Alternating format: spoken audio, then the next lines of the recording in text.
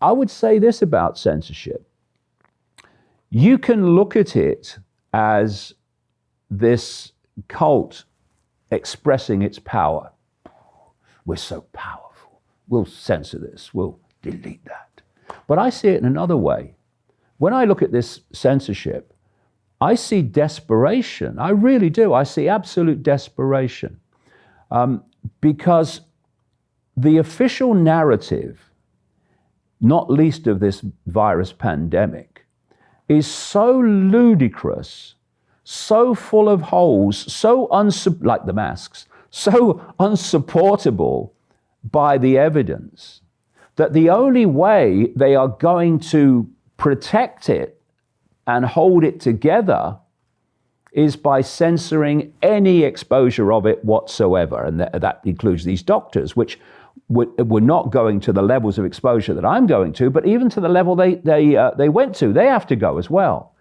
Everything that challenges the agenda and the pandemic narrative is being targeted for censorship, because the narrative is so ridiculous that only by mass censorship can it survive.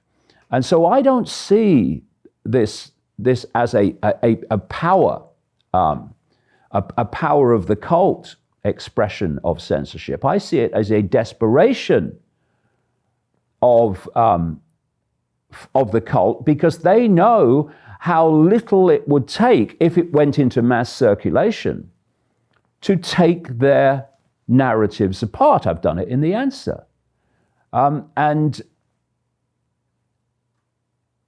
we shouldn't get pulled into the idea that we are dealing with an all-powerful force. That's what they want us to believe. We're not.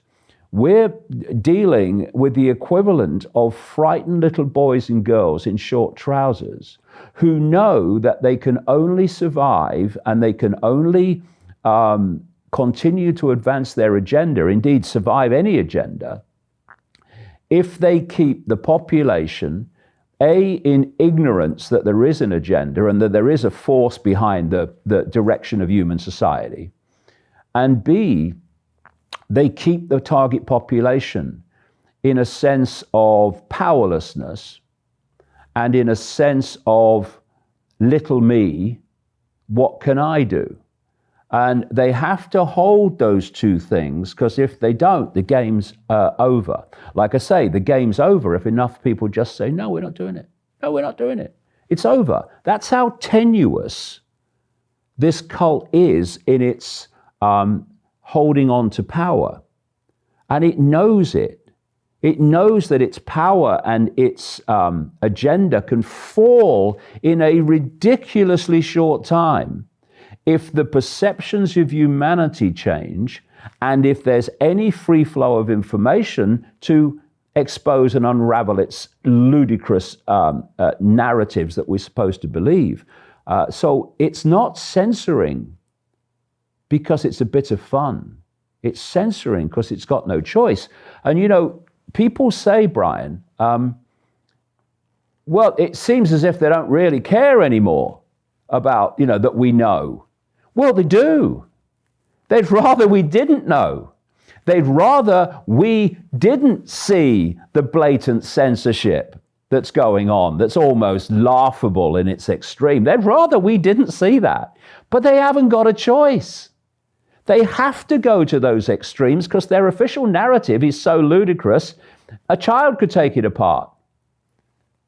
And so it's had to come on public display. And this is a very dangerous time for this cult. Although it seems to hold the aces, it likes to think it does, it's a very dangerous time because there is the mentality which can be incredibly powerful and world-changing of nothing left to lose. When you think you've got something to lose, you can acquiesce in the hope that you won't lose it. There was a quote from Winston Churchill who talked in terms of basically placating the crocodile in the hope that it would eat you last, or feeding the crocodile in the hope that it would eat you last. And while you feel you've got something to lose, you will acquiesce or are likely to acquiesce in the hope of protecting it. But we're moving, Brian, into a situation very, very fast where vast numbers of the human population will have nothing left to lose. We're on the cusp of a frenzy of home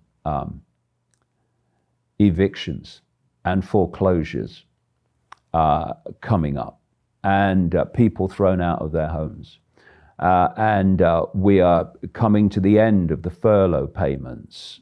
What the hell are people going to use to put food on the table then? And they're planning food shortages anyway. And when the furlough payments come to an end, those people that have been on furlough, theoretically still employed but being paid by the government, they're going to realize there's no job to go back to. And we're entering this point where vast numbers of people are going to reach that point of nothing left to lose. Now, that is a very dangerous point for the cult, because once you've got nothing left to lose, well, a lot of options are on the table suddenly that weren't before, like actually standing up and saying we're not having it. I've used the analogy before of you've got an army coming at you and you've got a way of escape. So what are most people going to do? They're going to run. Symbolic of acquiescing to the system in the hope that you will hold on to what you think you could lose. But if the army's coming and you're in a canyon and there's only one way out and the army's coming through the one way out, you've got nothing left to lose. So where you would run, you will turn around and say, well, I'm going to give it my best shot because I've got nothing left to lose.